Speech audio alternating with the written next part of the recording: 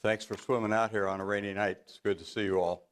A lot of old friends in the audience and new ones too, I'm sure. Well, we're going to talk about the life and career of General Westmoreland. So I feel obliged to warn you at the outset, this is not a happy story. But I think it is an important one, maybe even an essential one. My contention is that unless and until we understand William Childs Westmoreland, we'll never fully understand what happened to us in Vietnam or why. And Westmoreland's is overwhelmingly a Vietnam story. His involvement in the Vietnam War was the defining aspect of his life. He himself perceived that and was driven for the rest of his days to characterize, explain, rationalize, and defend that role. His memoirs reflect the fixation. In a long career, totaling 36 years as an officer in a string of postings to increasingly important assignments, the 4 years he spent commanding American forces in Vietnam and the aftermath constitute virtually the entirety of his account. All the rest, a meager tenth. Understanding Westmoreland is not easy. He turns out to be a surprisingly complex man, fueled by ambition, driving himself relentlessly, of impressive military mien, energetic and effective at self-promotion, and skillful at cultivating influential sponsors from his earliest days of service. He led his contemporaries, was admired and advanced by his seniors, and progressed rapidly upward. But few who served with him would claim they really knew this distant and difficult man. General Walter Kirwan, known to many of those present tonight, was Westmoreland's chief of staff for over a year in Vietnam. And he recalled that, although they worked very closely together, seeing each other many times during the day and going over to his quarters with things to be dealt with at night, he and Westmoreland never had a personal relationship, said General Kirwan, who was then a two-star general. And in fact, he said, they never even had a normal conversation, as two colleagues ordinarily would. You couldn't get to him, friendship, and that kind of thing, Kirwan remembered. Westmoreland had an extraordinary capacity for polarizing the views of those who encountered him. Few remained indifferent. His executive officer, when Westmoreland was Army Chief of Staff, described him as the most gracious and gentlemanly person with whom I ever served. And an executive officer to Westmoreland in Vietnam, an officer of another service, regarded him as the only man he ever met to whom the term great could be applied. There were others, though, many others, who had a darker view. Among the most prominent was General Harold K. Johnson, a man of surpassing decency and goodwill. I don't happen to be a fan of General Westmoreland's, said Johnson. I don't think I ever was, and I certainly didn't become one as a result of the Vietnam War or later during his tenure as Chief of Staff of the Army.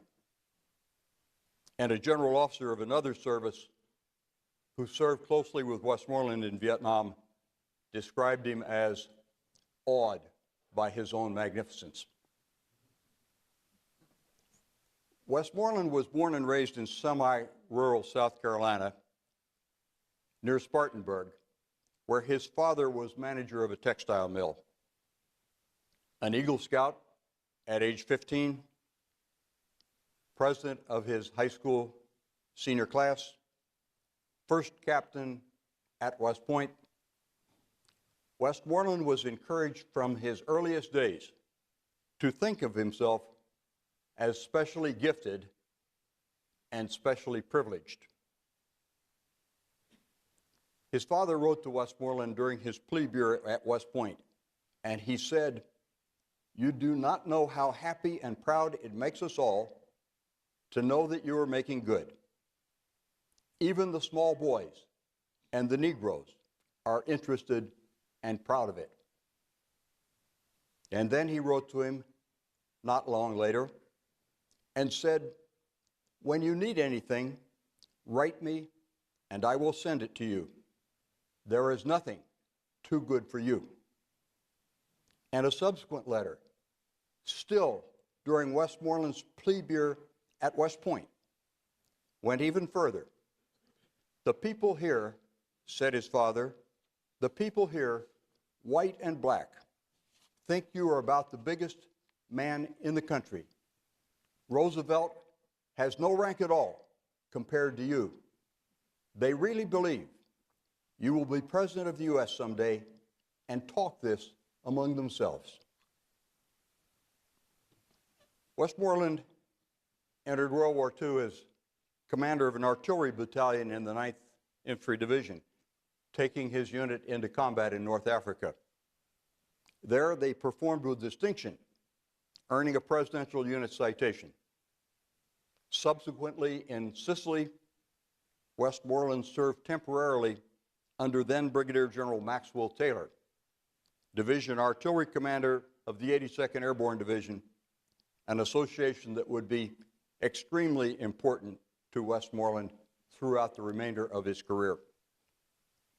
For the rest of World War II, Westmoreland was a staff officer. When the fighting was over, although he was an artillery officer, he was given command of an infantry regiment for 6 months in the Army of Occupation.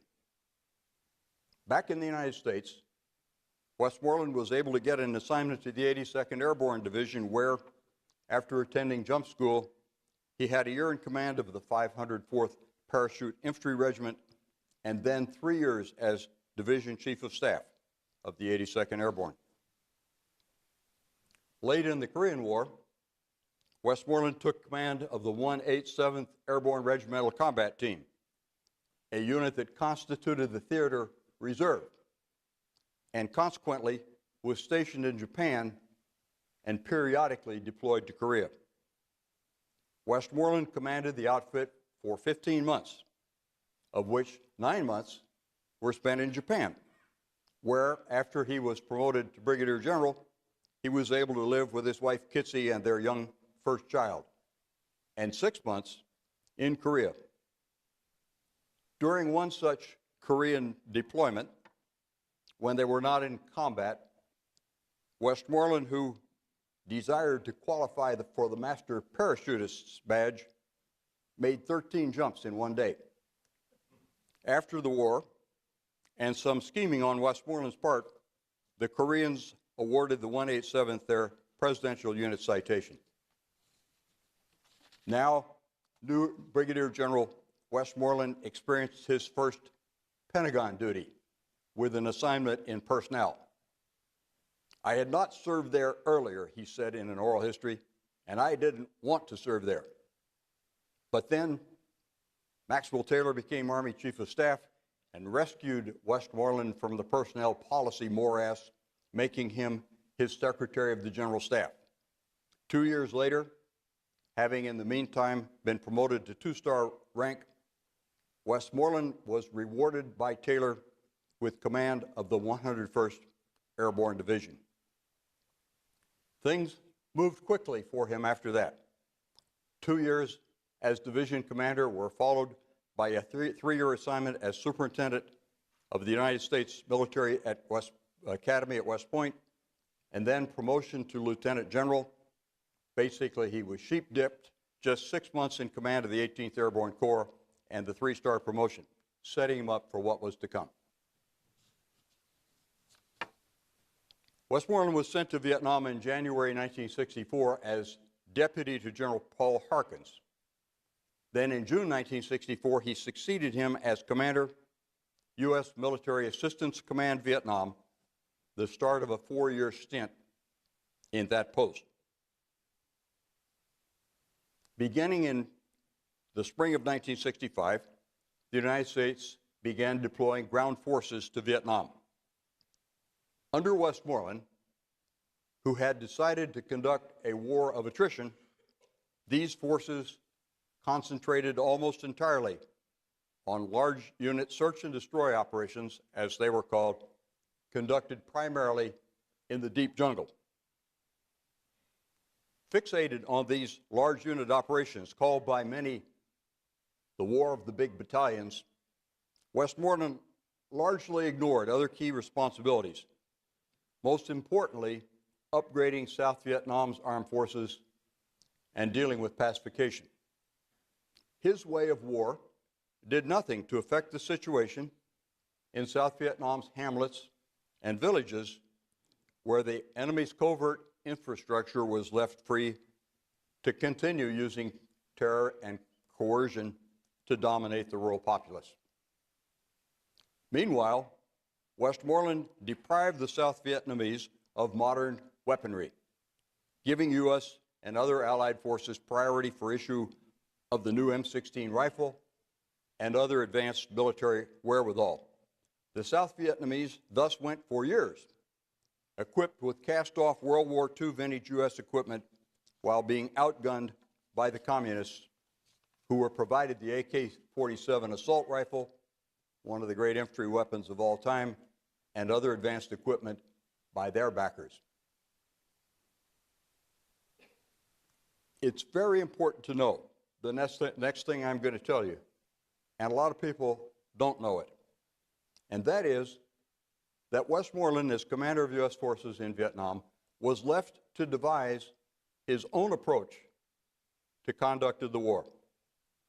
The conventional views of the war, even now, are that it was micromanaged from Washington. There are many stories of how, at Lyndon Johnson's Tuesday lunches in the White House, he and other, mostly civilian, top officials would even select and approve individual bombing targets in North Vietnam. Those stories are true, but they had to do with actions taken outside South Vietnam. Within South Vietnam, the U.S. commander had very wide latitude in deciding how to fight the war.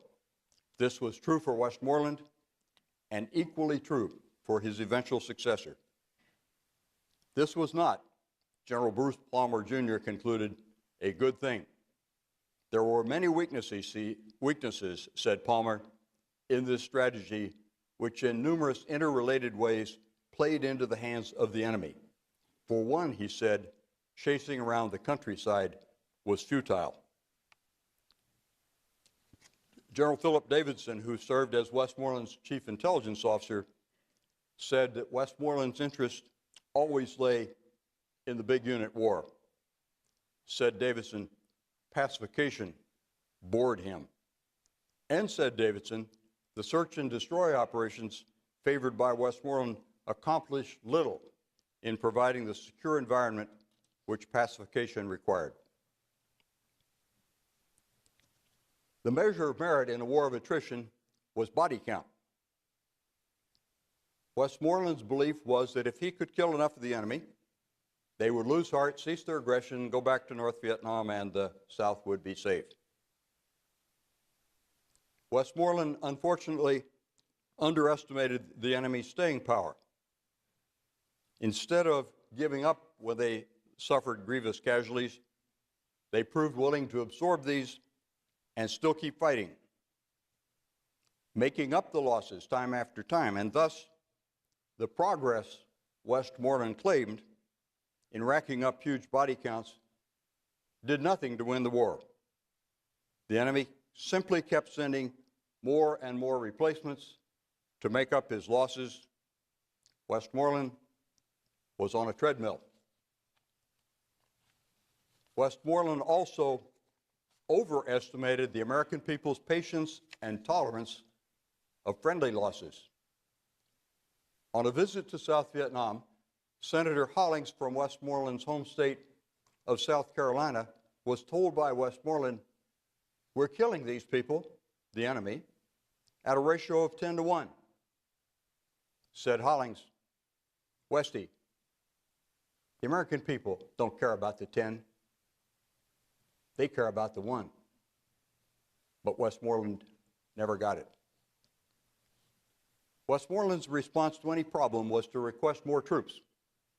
The result was buildup of a U.S. contingent of ground forces, soldiers, and Marines that eventually reached well over 500,000 men. But when the troop requests kept coming, with no evident progress in winning the war, Washington's patience finally ran out. In the spring of 1967, Westmoreland asked for 200,000 more troops, but got only a fraction of that amount. At the time, he stated publicly that he was delighted with the outcome, but in his memoirs decided instead that he had been extremely disappointed.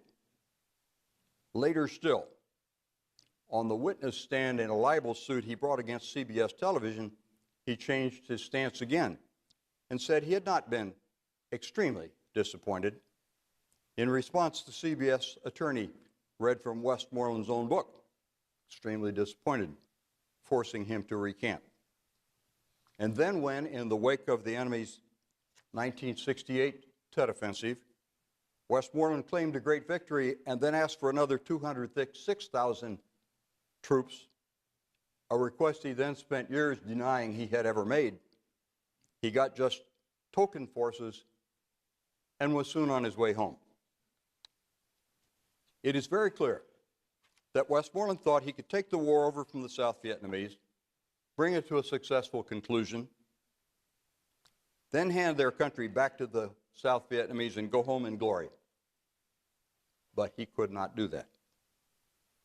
Ambassador Ellsworth Bunker saw that this was the case, concluding that when the United States first got involved, the political and psychological aspect of the war was not understood, and he said, because we didn't understand it, our military thought we could get in and do the job and get out much more quickly than proved to be the case.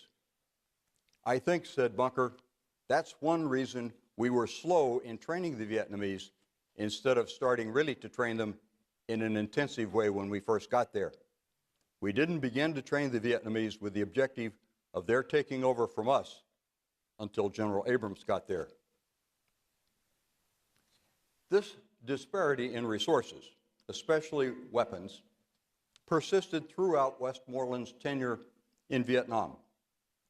Ambassador Bunker noted it in a reporting cable to the President on 29 February 1968, only weeks before Westmoreland's departure after his 4 years there. Said Bunker to the President, the enemy has been able to equip his troops with increasingly sophisticated weapons. They are in general better equipped than the ARVN forces, a fact which has an adverse bearing on ARVN morale. He might have also said it had an adverse bearing on ARVN's performance and reputation. By the time Bunker rendered this judgment, Westmoreland had been in command of U.S. forces in Vietnam for nearly 4 years. Another American ambassador during that period, Westmoreland's longtime patron, General Maxwell Taylor, was even more blunt. We never really paid attention to the ARVN Army, he said. We didn't give a damn about them. 1967 was a fateful time in Westmoreland's Vietnam service. 1968, the year of the enemy's Tet Offensive, is usually regarded as the watershed point in the war. 1967 was also a fateful time. During 1967, Westmoreland made 3 trips to the United States, where in public appearances he gave very optimistic assessments of how the war was going. This formed part of what later began to be called the Johnson administration's Progress Offensive. Very, very encouraged, said Westmoreland in a Plainside press conference upon arriving in the U.S. in mid-November 1967. I've never been more encouraged, he said, during my entire almost 4 years in country. At the National Press Club, he asserted, "We have reached an important point where the end begins to come into view." And he added, "The enemy's hopes are bankrupt."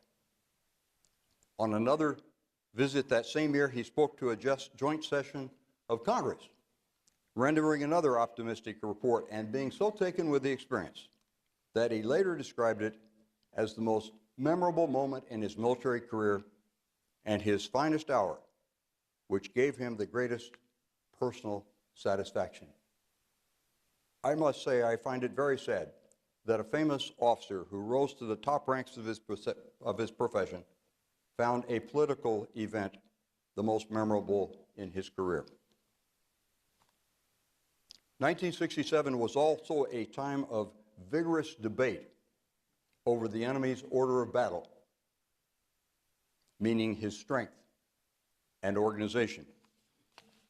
Westmoreland denied senior civilian officials accurate data by imposing a ceiling on the number of enemy forces his intelligence officers could report or agree to, and then by personally removing from the order of battle entire categories that had for long been included, thus falsely portraying progress and reducing enemy strength. By May of 1967, President Johnson was referring to the war as a bloody impasse. And military historian Russell Weigley commented succinctly on LBJ. "No capable war president," he wrote, "would have allowed an officer of such limited capacities as General Westmoreland to head U.S. forces in Vietnam for so long." Meanwhile, Westmoreland, challenged by newsmen on his optimistic pronouncements, resorted to his familiar reliance on body count. "We are bleeding him a great deal more than he is bleeding us," said Westmoreland. Later, Westmoreland sought to portray 1967 as a triumphant year, one during which he was winning the war. Read the MACV command history for that year. 1967 was characterized by accelerating efforts and growing success in all phases of MACV endeavors. But that was not how he is or his performance were seen by others. General Bruce Palmer, Jr. was then serving as Deputy Commanding General of U.S. Army Vietnam, and he told General Abrams, when he arrived in May of 1967 to become deputy to Westmoreland, that Palmer, had basic disagreements with Westy on how it was organized and how we were doing it. And later, General Palmer elaborated on those views for journalist Mark Perry. "It was just a mess," he said. "We were losing and trying to put it together, and it just wasn't working. There wasn't anything that was working." And in late summer 1967, Ambassador Bunker submitted this assessment: "We still have a long way to go. Much of the country is still in VC, Viet Cong, hands. The enemy can still shell our bases and commit acts of terrorism in the securest areas. VC units still mount large-scale attacks. Most of the populace has still not actively committed itself to the government, and a VC infrastructure still exists throughout the country." That was what Westmoreland had to show for 3 years of command of U.S. forces. By the end of 1967, remembered Nicholas Katzenbach, a grim sense of siege was descending on the White House. Finally, even General William Depew, architect of the first search and destroy approach to the war, admitted that it was a losing concept of operations. "We ended up," he said, after it was all over, "with no operational plan that had the slightest chance of ending the war favorably." In the face of this united opposition to his way of war, Westmoreland maintained then and later that the North Vietnamese, the enemy, in mid-1967 were in a position of weakness.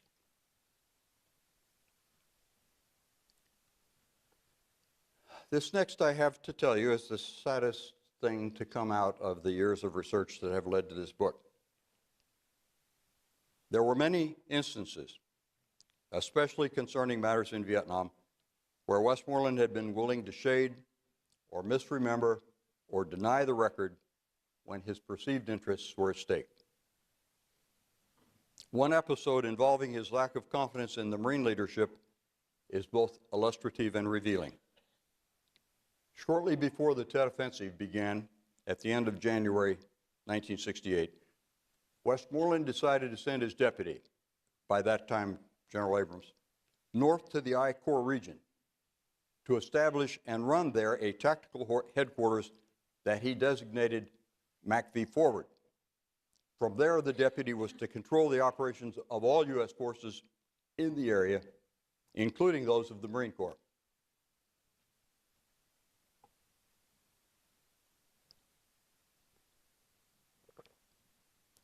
Westmoreland's chief intelligence officer, who I've mentioned before, General Philip Davidson, had returned from a visit to the Khe Sanh area populated by the Marine Corps and briefed Westmoreland on the situation there. Then he said, the description of the unprotected installations and the general lack of preparation to withstand heavy concentrations of artillery and mortar fire agitated General Westmoreland. Finally, he turned to his deputy and said something to the effect that he, Westmoreland, had lost confidence in Marine General Cushman's ability to handle the increasingly threatening situation. His response was to set up MACV Forward.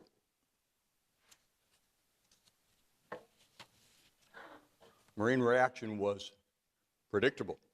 One division commander called this the most unpardonable thing Saigon did and said Marines viewed it with shock and astonishment. Westmoreland soon held a press conference in which he denied that any loss of confidence in Marine leadership had been his reason for placing the new headquarters over them. Westmoreland also cabled Marine General Cushman, in command of Marine forces in the I Corps region, to say there has been extensive backgrounding here in Saigon with the various news bureau chiefs to point out that the establishment of MACV Forward carried no stigma whatsoever with respect to the Marines, that it was merely a normal military practice and that was only temporary. Only the temporary was true. The other denials were false, as evidenced not only by Davidson's eyewitness account, which I've just related to you, but also by a lengthy and anguished cable Westmoreland had sent contemporaneously to General Earl Wheeler, Chairman of the Joint Chiefs of Staff. As you perhaps appreciate, he began, the military professionalism of the Marines falls far short of the standards that should be demanded by our armed forces. Indeed, they are brave and proud, but their standards, tactics, and lack of command supervision throughout their ranks requires improvement in the national interest. And there was more.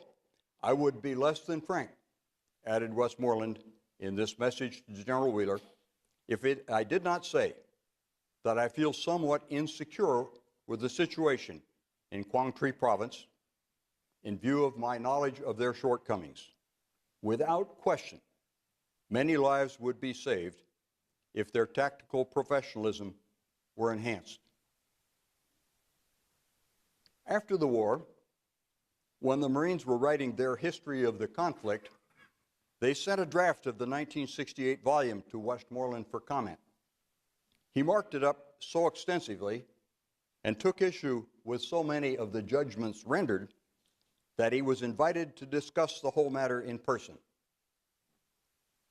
He accepted, unwisely in my view, and in a session with a number of Marine Corps historians, again insisted, with regard to establishment of MACV Forward, that that particular action had not a damn thing to do with my confidence in General Cushman or the Marines, not a damn thing.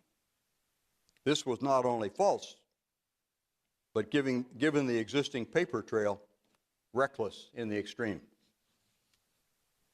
Westmoreland racked up a lengthy record of false, misleading, and inaccurate statements or omissions, ranging from enemy order of battle to his troop requests, from the situation in Vietnam to closure of the Khe Sanh base, and from battles in the Ia Drang to prediction of an early end of the war to light at the end of the tunnel. Some of these matters were petty, others of crucial importance, but they were alike in one respect. When Westmoreland saw his personal interests at stake, he did not hesitate to conceal or abandon the truth. When, at the end of January 1968, the enemy's Tet Offensive began, Westmoreland's long turn at bat was nearing an end. Newsweek magazine described a devastating measure of how far he had fallen. In November, said Newsweek, when he was conjuring up the light at the end of the tunnel, he was affectionately called Westy. But by last week, in most official and unofficial briefings, he was General Westmoreland.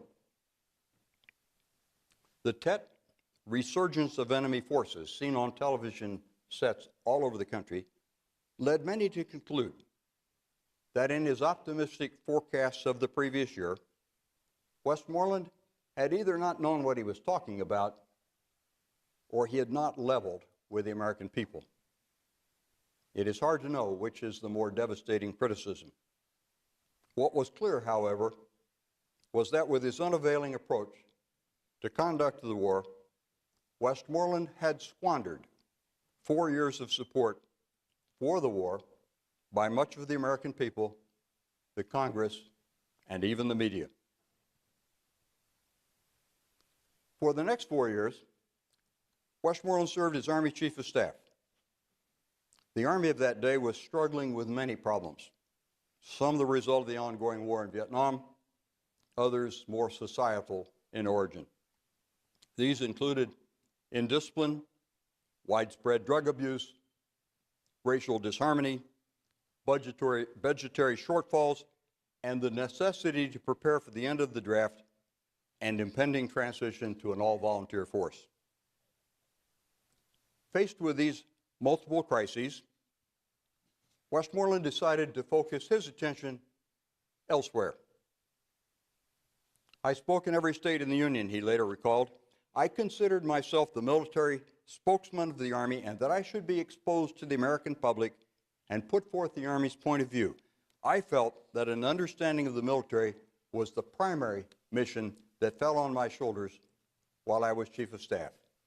As a consequence, he said, I had too much to occupy me with such things as the details of Army reorganization. I frankly, in evaluating the priorities of my time, gave rather high priority to going around the country and giving them the facts of life with respect to the military. During his 4 years as Chief of Staff, Westmoreland apparently gained no more understanding of the war than he had had when he was in Vietnam. Tom Polgar was the CIA Chief of Station, Saigon, when Westmoreland made a 1972 visit. He's still Chief of Staff. They both attended a small function at Ambassador Bunker's residence where, said Polgar with reference to Westmoreland, I was astonished by his apparent lack of understanding of what was going on in the war even then. In later years, Westmoreland viewed himself as very much put upon. My years away, he told a hometown audience, my years away have been fraught with challenges, frustrations, and sadness.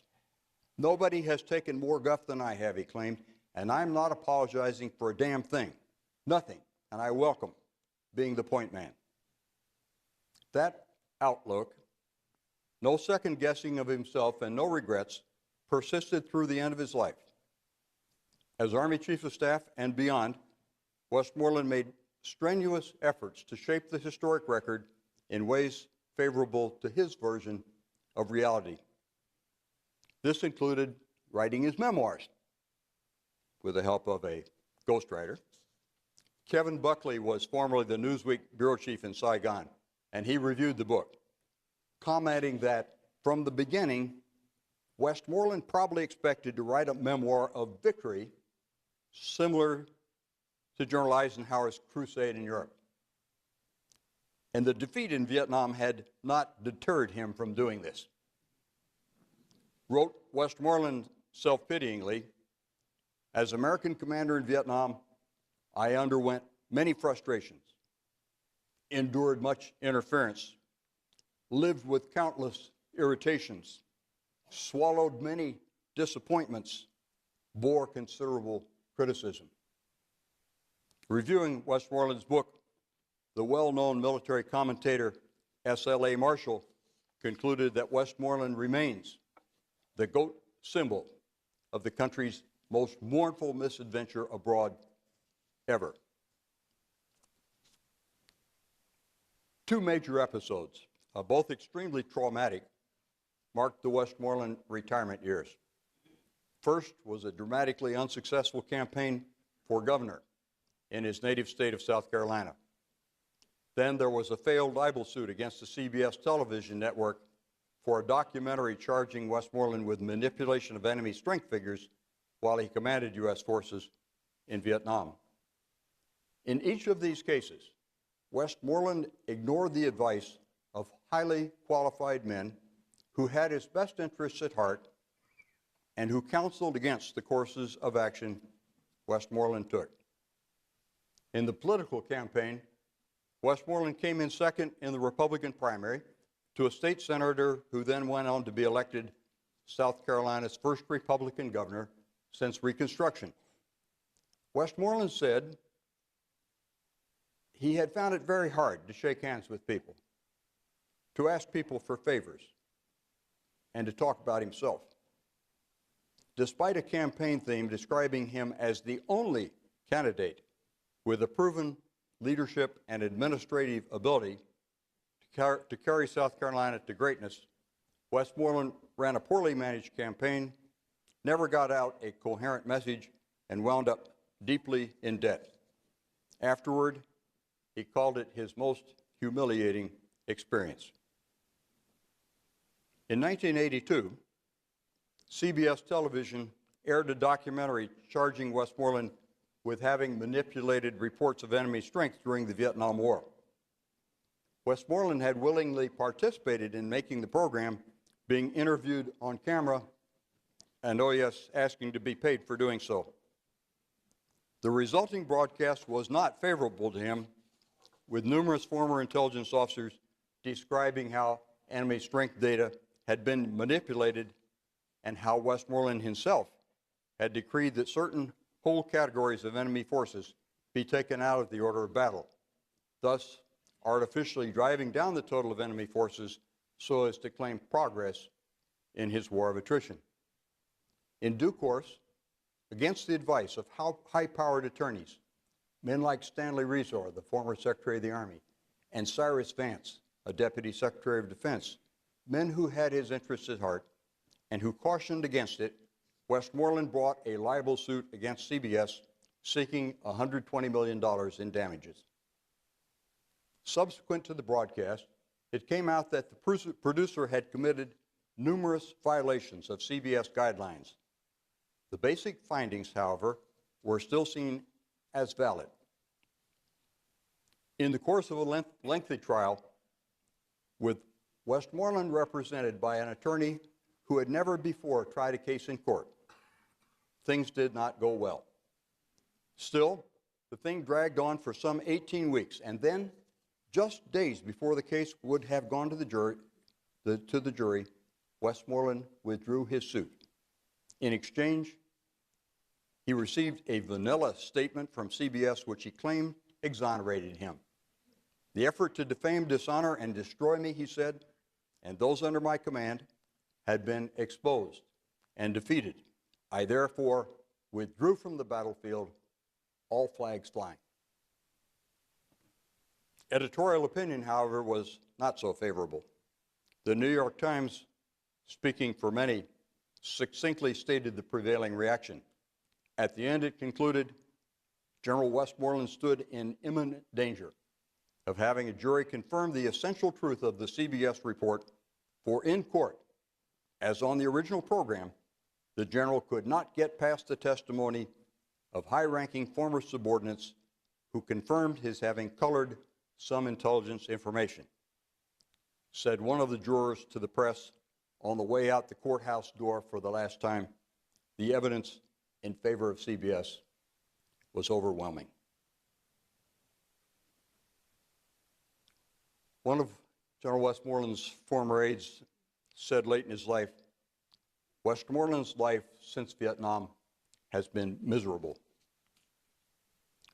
Westmoreland himself seemed to have contributed much to that outcome. The Vietnam War is my #1 priority, he told an interviewer some years after retirement. I've tried to spread myself thin and visit all sections of the country.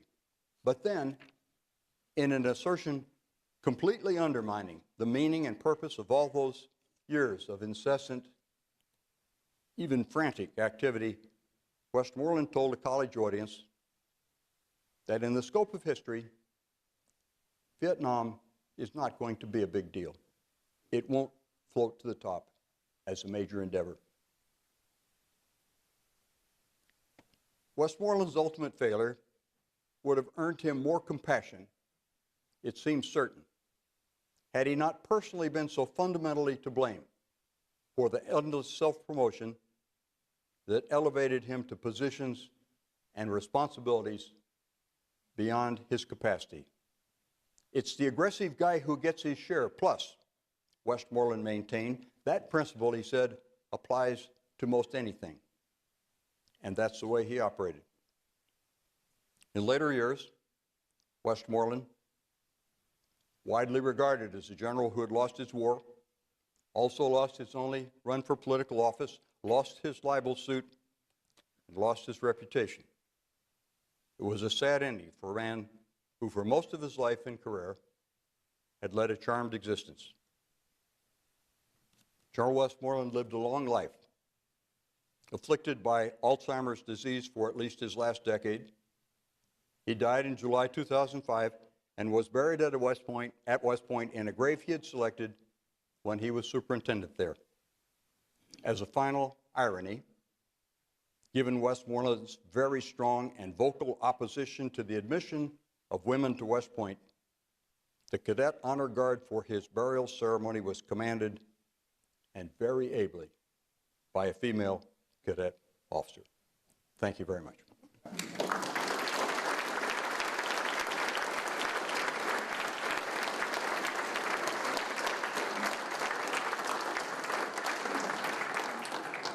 I would be happy if you would like to entertain some comments and questions.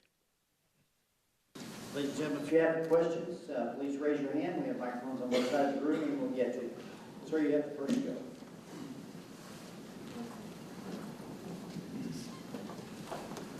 Yes, sir. I was wondering if you could give us maybe some more insights from your research about General Westmoreland's tenure as commander of the 101st. I've done 2 tours at Fort Campbell, and old veterans that had settled in that area spoke glowingly of his time there, said he was the best division commander they'd ever had, and I read an interview of Rod Pascal, who was a lieutenant during that time. He said he was absolutely in his element as a division commander. So I wonder if you could give us some more insight and elaboration. Good. That's a good first question. I have a theory developed over a number of years that in the Q&A, if the first question's a good one, the Q&A will go well, and so thanks for starting us with a good one. The evaluation of General Westmoreland as commander of the 101st Airborne Division was overwhelmingly positive. At that time, not only did he think he was a great general, but the soldiers thought so too. And he was genuinely interested in the well-being of his soldiers. He was very concerned that they went off post and went to roadhouses or whatever and drank a lot of alcohol and then drove their private vehicles back, for example. And he established places on post where they could get beer cheaper, a nickel cheaper. And he'd go out to these places where the soldiers were, and he would talk to them, and he'd say, listen, guys, what are you doing out here? You could be back on the post drinking beer cheaper. And they would try to explain to him how somehow that wasn't quite the same thing. So he never really grasped that, but his heart was in the right place. And at one time he told them, he commanded for 2 years there, and this was in like a State of the Union address, let us say, but with respect to the division. He told them with great sincerity and sorrow that in the past year they had lost an infantry company's worth of soldiers in POV wrecks and accidents due to use of alcohol and things like that. And he was trying really hard to drive that down. Jim Schlesinger told me once, the former Secretary of Defense, that he had had a conversation about about General Westmoreland and this tenure at the 101st with Vernon Walters, another very well-known general. And he said, what do you think? Westy peaked at Major General? And Walters said, well, Colonel. But so, their views differ on this. But I do think it would be mean-spirited to say that his tenure in command of the 101st was less than outstanding. And I say in the book that was probably the level at which the range of responsibilities, the intellectual requirements of the job, the high degree of physical activity, the close contact with the soldiers were still well within his capacity. And only that when he was elevated to more complex situations and circumstances did his flaws become more apparent. I'll tell you one more thing about that too, because he went on, as I said just briefly, I mean there wasn't time to cover all these assignments, he went on then to be the superintendent at West Point for 3 years. And he got a letter from the Chief of Staff. On Chief of Staff, stationery, handwritten, and it said in the first sentence, he said, very confidentially, I have recommended, the Secretary of the Army has approved that you will be sent to West Point this coming summer when the incumbent moves on. And then he feels necessary to put in a second sentence trying to assuage what he anticipated would be Westmoreland's great disappointment that this would not involve a promotion. It was to be another 2 years. So he tells him the heads of all the academies are 2-star, but he said, we think this is a very important assignment, and we think you're the best man for the job. Now, I think there's some hyperbole there, and I'll tell you why. In his long career, 36 years in the Army, the only formal instruction that General Westmoreland underwent was a 1-month course in mess management given at the Cooks and Bakers School in Hawaii when he was a lieutenant there, and parachute school after World War II. He missed out on all the stops in the Army's great series of educational opportunities. He did not go to the Command and General Staff College at Fort Leavenworth. He did not go to the Army War College or any of the other war colleges here or elsewhere. And perversely, he was rather proud of that. He said sometimes, I haven't read the book.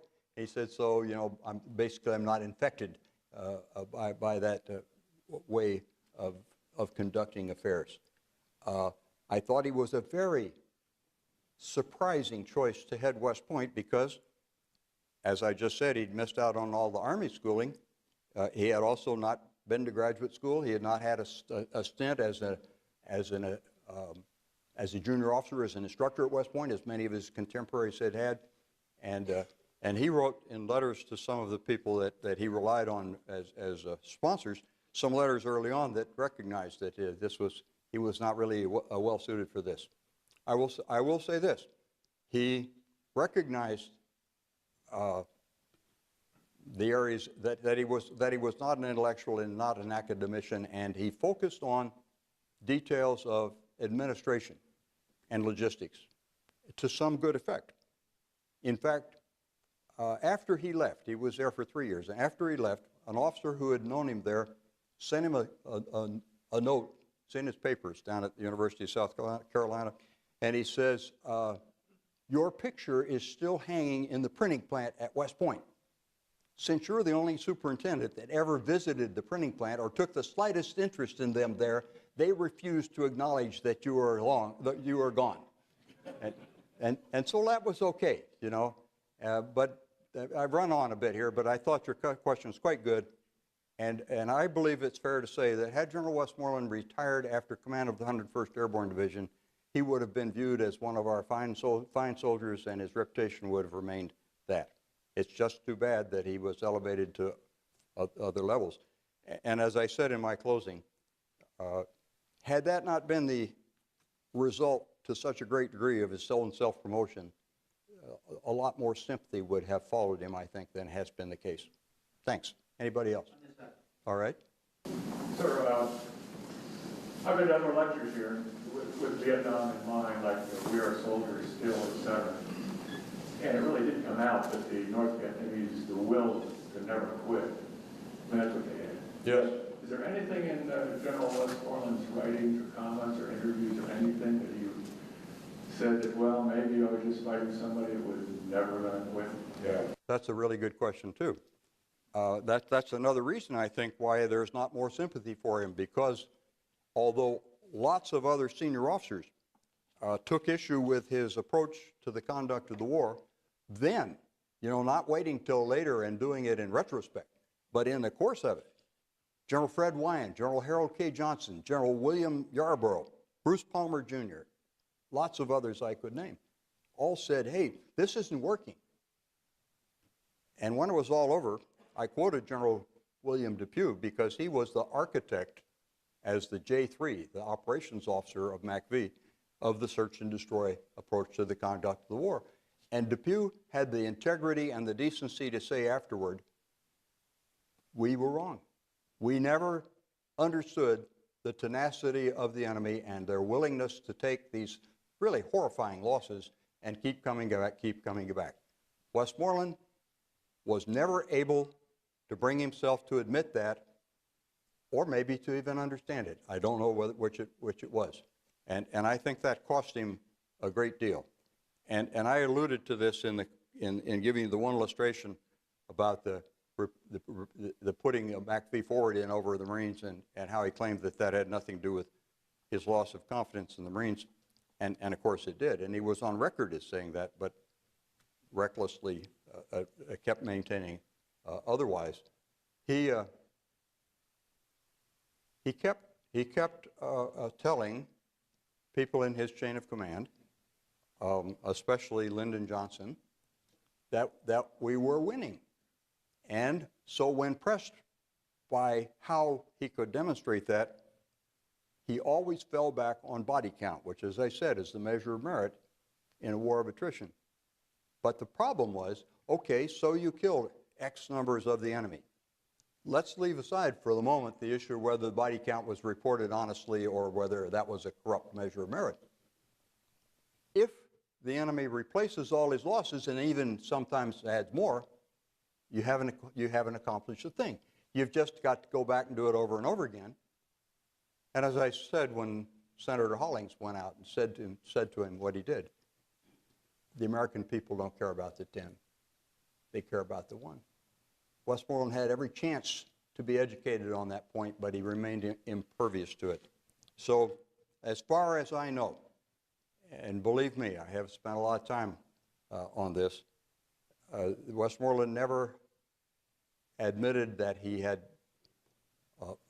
adopted an unavailing approach, and he was asked many times, if you had it to do over, would you do anything differently? As he left Saigon for the last time after 4.5 years there, the last 4 as commander, naturally he had a press conference. He always had a press conference. And naturally they asked him, would you do anything different if you had it to do over again? And he waltzed around that a little bit, but essentially his answer was, would not. This is the way to do it. Are you want to handle this?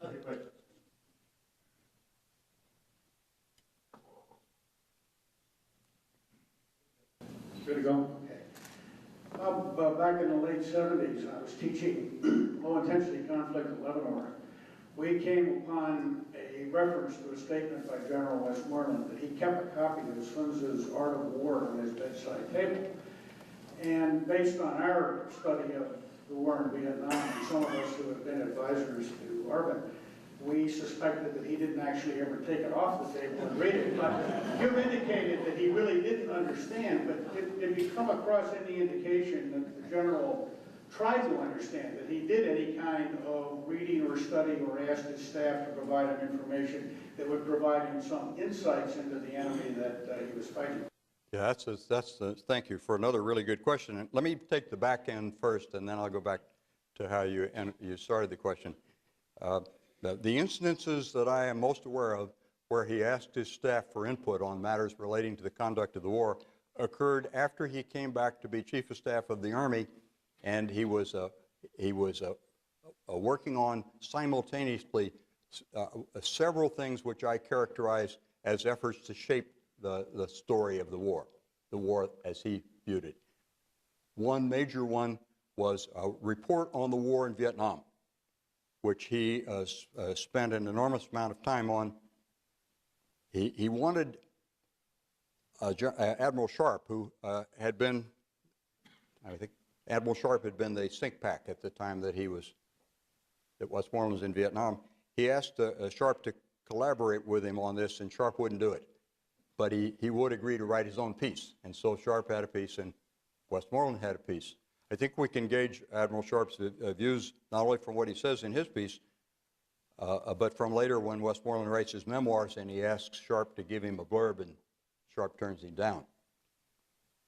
The report on the war in Vietnam, that's the title of it. And of course, this is Westmoreland in 1968-69. The war's still roaring on. The war's going to last for 6 more years, 5 of it with us in it.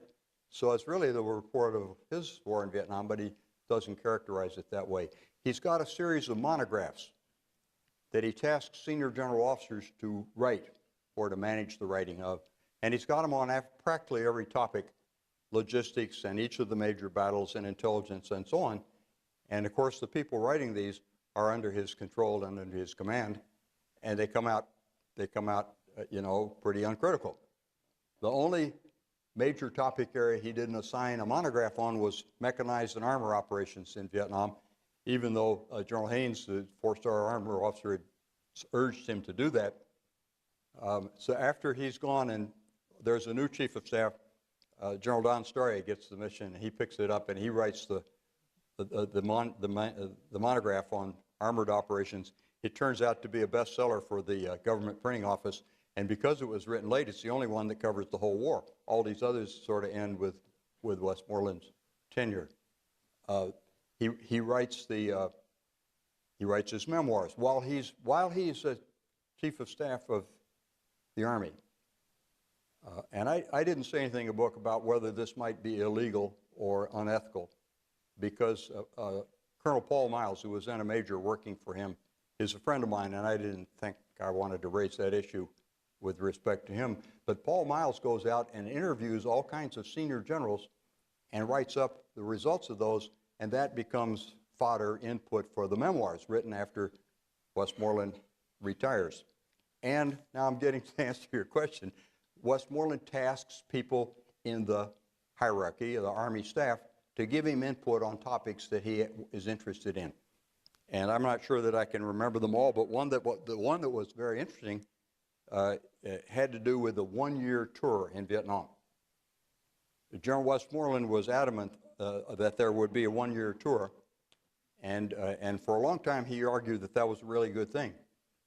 But now, getting ready, I think, to do his memoirs, he asks the desk pert to tell him about the 1-year tour. And they send him back a sizzler.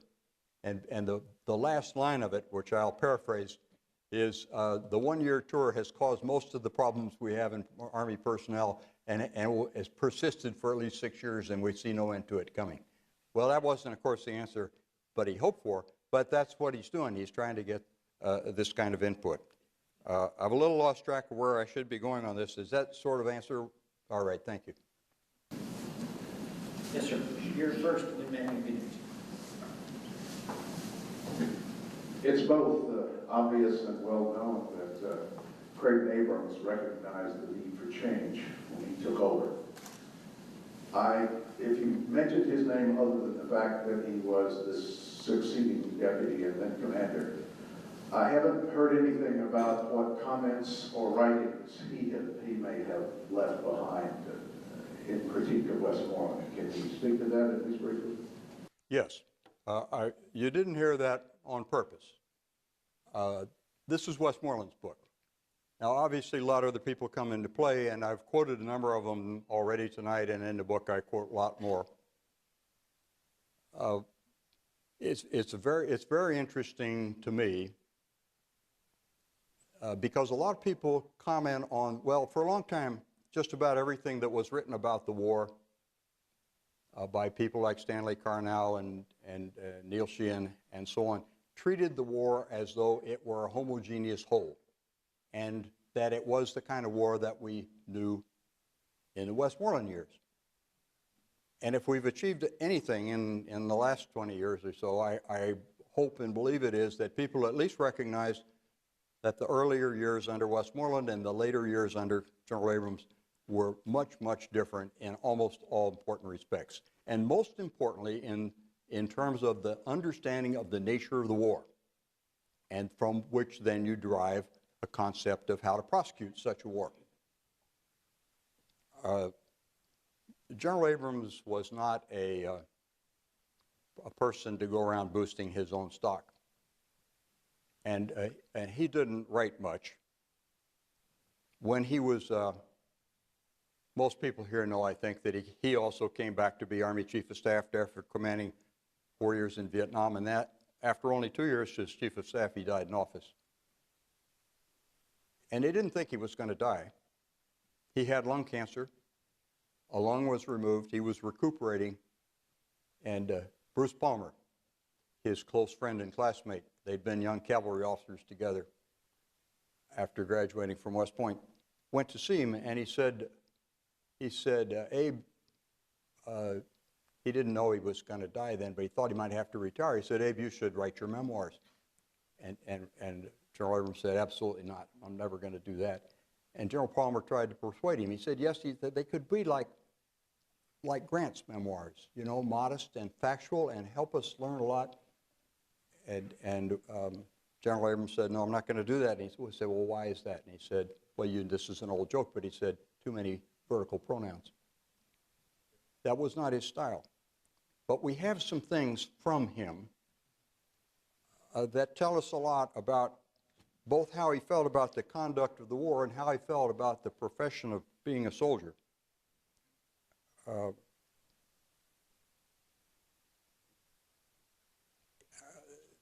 General Jack Vesey, name known to many people here tonight, former chairman of the Joint Chiefs of Staff, said after General Abrams had been dead and many years had gone by, because people raised the issue, did General Westmoreland in only 2 years as Chief of Staff have any real effect on the Army and its future?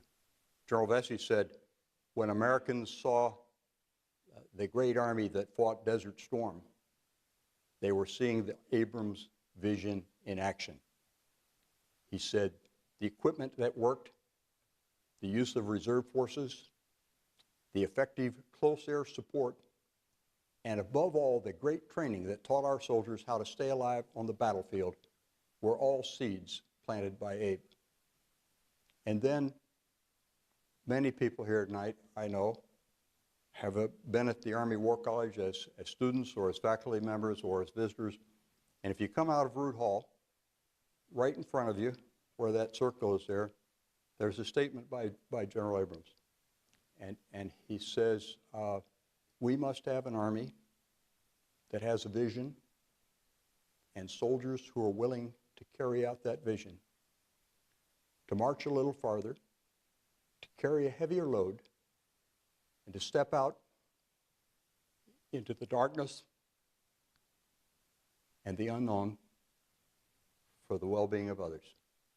Well, I think that's a wonderful summation of him. Now, I guess I should just add briefly with respect to the conduct of the war. General Fred Wyan said the tactics changed within 15 minutes after General Abrams took command. And the way they changed was like this. General Westmoreland, in his fixation on the large unit operations in the war of search and destroy, basically neglected two other important responsibilities. One was to build up South Vietnam's armed forces so they could become more capable of taking over the responsibility for their country's security.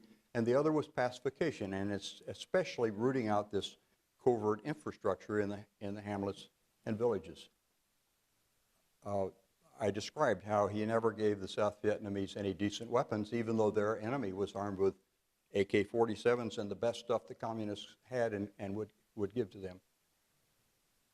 And so when General Abrams came, he drew on a study called the Proven Study, P-R-O-V-N, which was done under the auspices of General Harold K. Johnson, who was then the Chief of Staff of the Army.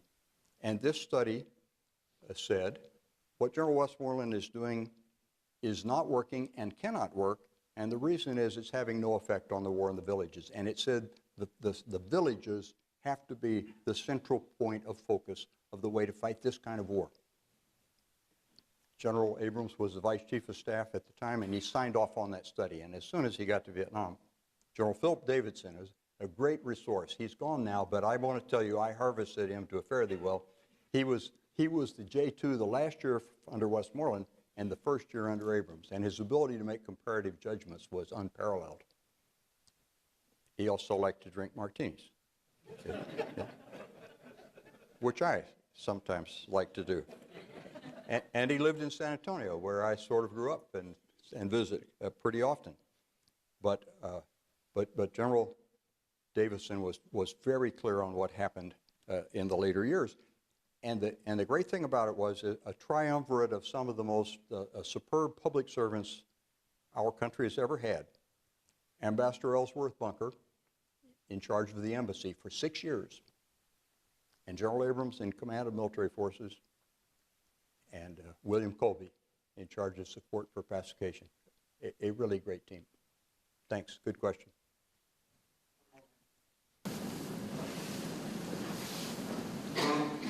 As a child of the Vietnam War, I have a question. My father was a combat engineer, and then later on in the late part of the war was with Special Forces and Delta Project. Yes.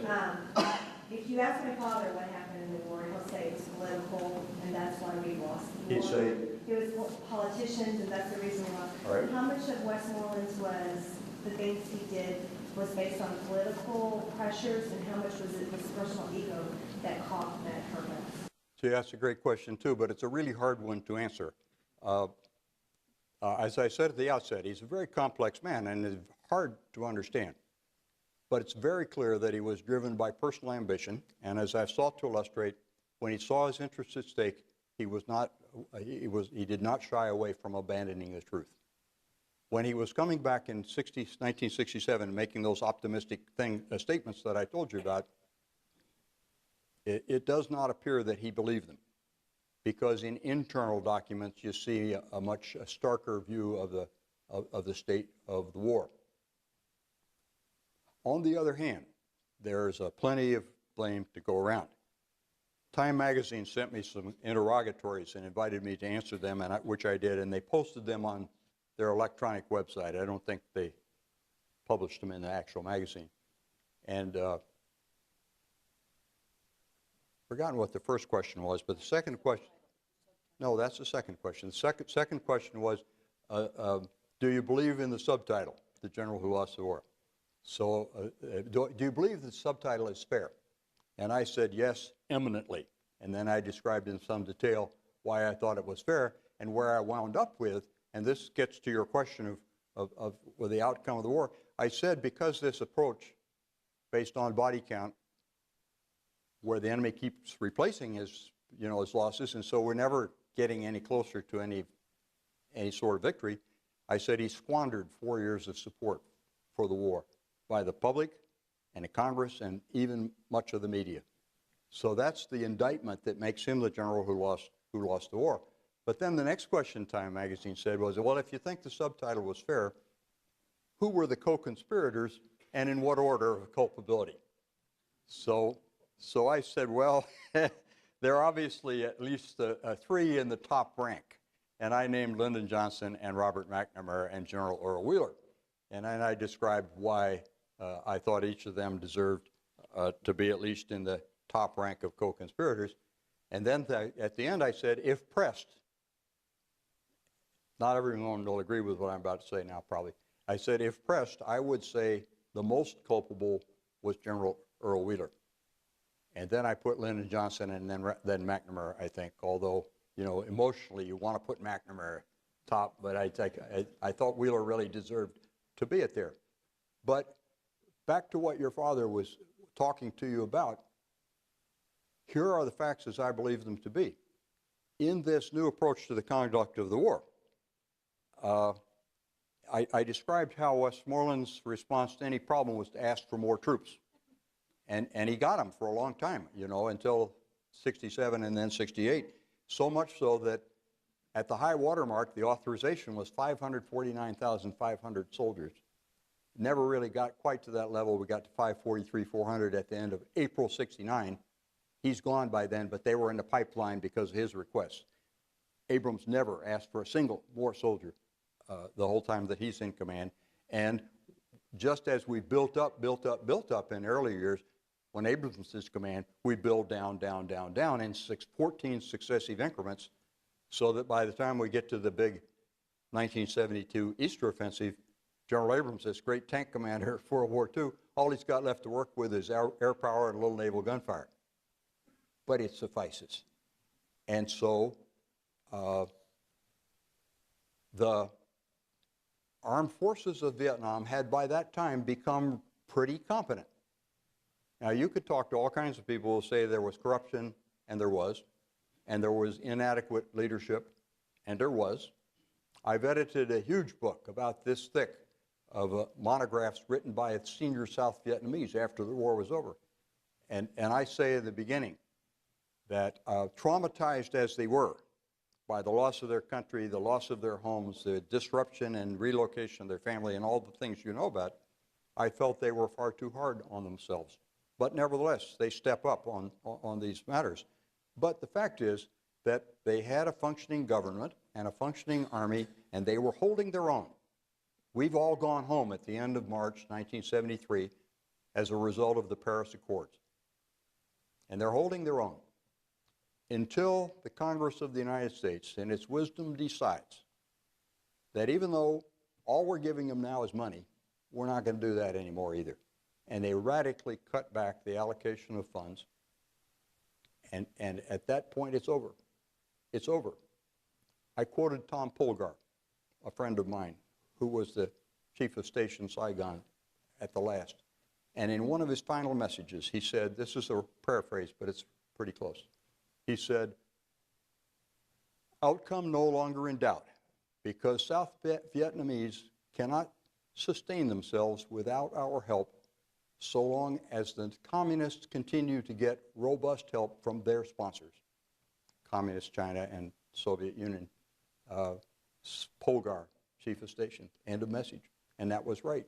So if you want to get right down to it, the instrument of our betrayal of the South Vietnamese was the Congress of the United States. In order to get the South Vietnamese to agree to the Paris Accords, which they saw as mortally threatening, they made no mention of the communists in the South Vietnam. They didn't have to go anywhere. But all the allies of the South had to withdraw. We had to withdraw, the Koreans, the Thais, everybody that was there helping them. And President Thieu saw this, you know, this was going to be very difficult for them to survive under those circumstances. And Richard Nixon sent him assurance after assurance, letters, envoys. And they said, the president said to President Thieu of South Vietnam, you've got to sign on. If you don't, the Congress of the United States is going to vote us out of the war. If you stay on, here's what we'll do for you. If there's renewed fighting, we will reintroduce military forces to punish the enemy's violations of the accord. He's talking about B-52s.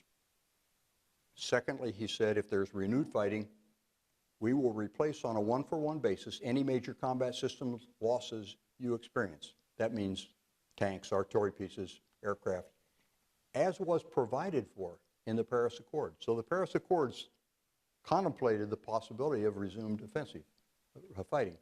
And thirdly, said Mr. Nixon, we'll guarantee you robust financial support for the foreseeable future.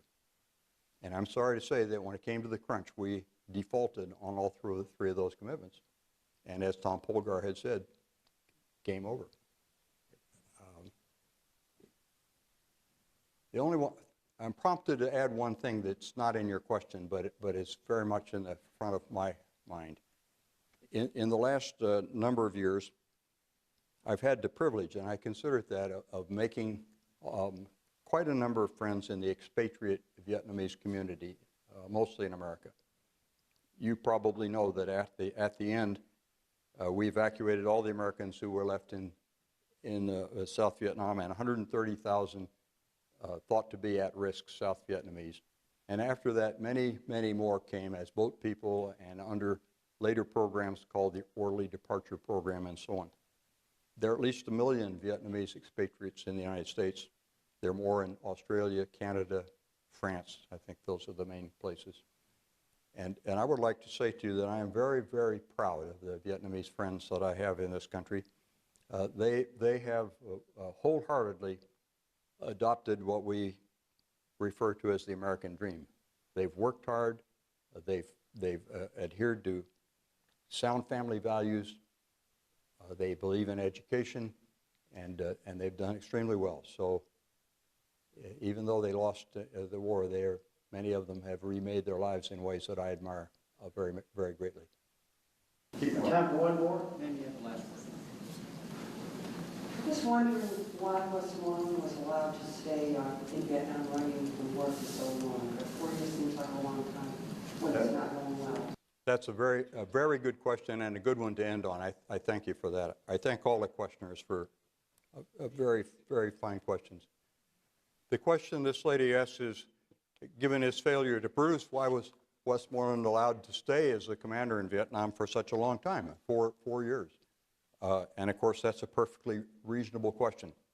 I did quote to you my friend, the late Russell Weigley's comment that no capable war president would have allowed a man of such limited abilities as Westmoreland to stay commanding there for so long. And I have wondered about this a lot too. I think there's sort of two sides to the answer. One side is that in the chain of command of people who had the authority to replace him, you've got Lyndon Johnson as Commander-in-Chief, Robert McNamara as the Secretary of Defense, and then the first military man in that chain of command, General Earl Wheeler, as Chairman of the Joint Chiefs of Staff. Lyndon Johnson had no background or experience in military affairs, nor, as far as I can tell, did Robert McNamara.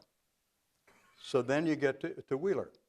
And General Wheeler is essentially a staff officer. Little command experience and none in combat.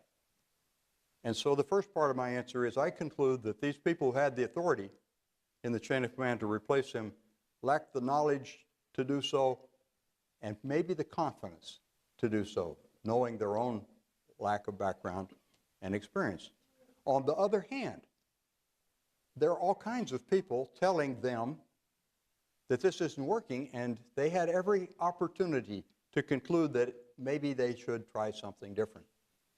The most important person working that network of trying to persuade some change, bring about some change, was General Harold K. Johnson, who was for the same 4 years Westmoreland commanded in Vietnam. Johnson was the Chief of Staff of the Army.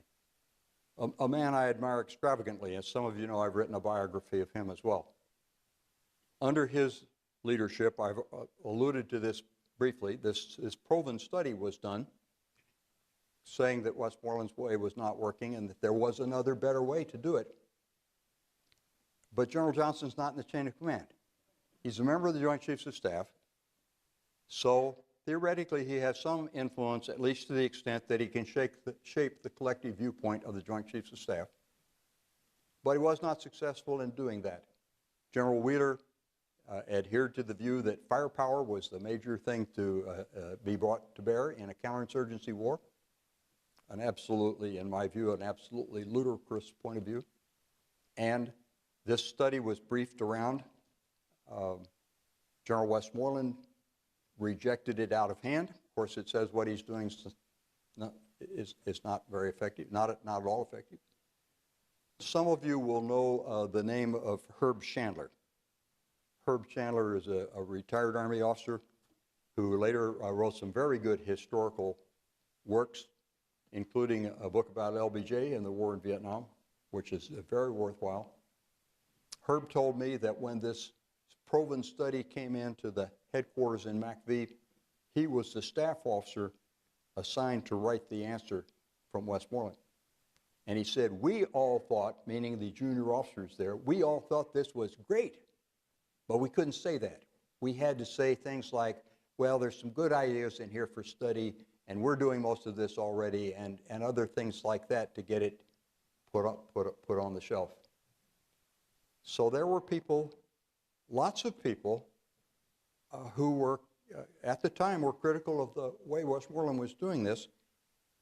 And so you'd have to say, somebody should have stepped up and said to the president that this has got to change. It's very significant, it seems to me, that not later than the autumn of 1966,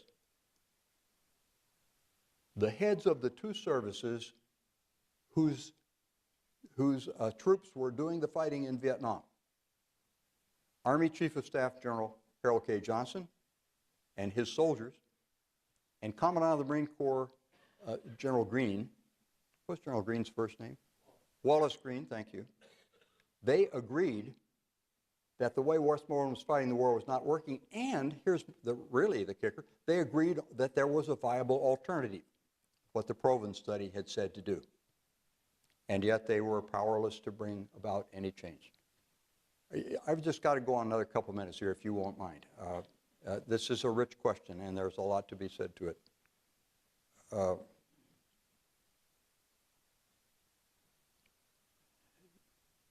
General Johnson was a man of unparalleled integrity and decency. And he was desperate to try to change the way things were going in Vietnam. He went out 11 times during the war, once while he was Deputy Chief of Staff for Operations, and 10 times while he was Chief of Staff. And he told General Westmoreland on one trip, he said, we're now writing checks for $250 million a month for ammunition. That's $3 billion a year. And he said, the reports I get say that 85% of it is being fired on H&I fires, that stands for harassment and interdiction fires, and they're fired just on coordinates on the map or so on the premise that some enemy might be passing by and you would happen to hit them. And General Johnson's view was that, yeah, you might also happen to hit some villagers who were out there, and that would not be so good. So on the monetary grounds, on the military effectiveness grounds, and on the collateral damage grounds, he suggested to General Westmoreland that we ought to ratchet this back a little bit. Not 2 weeks later, Westmoreland sends a message to one of his principal sub-commanders, and he says, out here in the Seven Mountains region, he said, I think we should up the H&I fires by an order of magnitude, 100 to 200 rounds per tube per day. That was his response to the General Johnson's good suggestions to him. General Johnson wrestled endlessly with the question of whether he, as Chief of Staff of the Army, should resign in protest at the way the war is being conducted. And one of the major issues confronting him was Lyndon Johnson's refusal to allow the Army to call up its reserve forces. Every contingency plan we had for any kind of buildup of the magnitude required by the deployments to Vietnam contemplated call-up of the reserve forces, and Lyndon Johnson would not allow him to do that. In the period we're talking about, I don't know why this is. Somebody here might know this, but five-star generals were considered never to have retired. When they're too old to serve anymore, they don't get a new assignment, but they're on active duty. And one of those still living was Omar Bradley. and Omar Bradley had a little office in the Pentagon. And he used to come there sometimes. And General Johnson saw that he was maybe a little lonely there, and so he had a little coffee service put in there and so on. And then when he heard that General Bradley was in the Pentagon, if he could, he'd carve out a few minutes and go down and chat with him. I thought that was a very compassionate and also was very typical of General Johnson. But one time he goes down there and he has a serious matter he wishes to discuss, and he says to General Bradley how wrenching it is to him that he cannot get these reserve forces called, and that he's thinking maybe he should resign in protest. And General Bradley's advice to him went as follows. He said, no, he said, you don't want to do that. You'll just be considered a disgruntled general. You'll get one day in the newspapers, and then they'll get somebody else that'll come in and do what they want. You should stay and fight for what you think is right. And so General Johnson did that. And then, near the end of his life, and he told this to 3 different people, all known to me, all people in whom I have the utmost confidence in terms of their accuracy and their integrity. He said to them, I should have resigned in protest. I failed to take that action, and I will go to my grave with that moral lapse on my conscience. Now, I will say that I don't agree with that judgment, because by staying as he did, he tried to get Westmoreland to change the way he was fighting the war with the Proven study, and then, unable to do that, he tried to get him replaced. He sent General Abrams out there as deputy to Westmoreland. Abrams had been his vice chief of staff for 3 years. He said this was giving up my right arm. But he sent him out there, and very few people know what I'm about to tell you. It was understood that when General Abrams went out in May of 1967, before Tet, before a lot of the trauma that we've been talking about, he was going to take command within a matter of a few weeks. And among the persuasive evidence for the facts, for that being factual, he was allowed to choose his own chief of staff and take him with him. And he chose General Dutch Kerwin. And Kerwin rode out on the airplane with him. And they got to Vietnam. And Kerwin became the chief of staff, but Abrams did not become the commander until 13 months later. And on another occasion, I'll tell you why I think that happened, but in any event, he languishes there for this long period of time. And I have interviewed, Mike and some others here know this, I have interviewed over, I guess, nearly 30 years now that I've been interested in these matters, about 500 or 600 people, some of them over and over again. I suppose I interviewed General Bruce Palmer 30 times and talked with him informally 50 more times, or 100. And Dutch Kerwin the same way, and Fred Wyand the same way. I